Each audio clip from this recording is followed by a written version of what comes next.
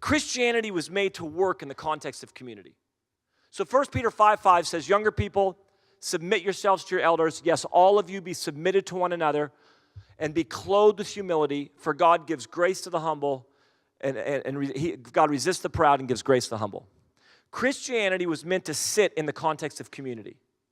When I grew up on Shasta Lake and you learn to drive a boat, the first thing they tell you is, don't start the boat out of water.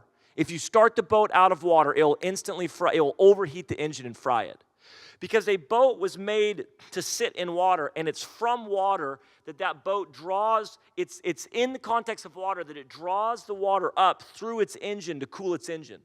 The boat was created to work properly in water, and from water it draws what it needs to be able to do what it was made to do. This is Christianity in community. It's in community that we draw what we need. It's not just me and Jesus. Listen, there's a very Western mindset that says, it's just me and Jesus. I don't need anybody else. You do need other people. You need other people in your life. And it's in that context of community that we draw the grace necessary. I could give you, I could give you a list of things of what you're going to get from community, strength and grace, but this issue of grace.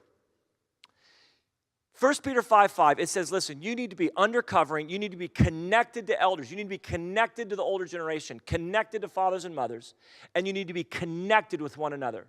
That thing where you have walls up and they have walls up, those walls need to come down and intimacy needs to flow. And I know what it is to not want community in your life. I know what it is to want to do it your own thing, to deal with personal struggles, to have all that and not want people to come in. But it's when I allow people into my life, when I allow fathers and mothers, when I allow leaders, when I allow one another into my life, that I actually begin to draw the grace necessary.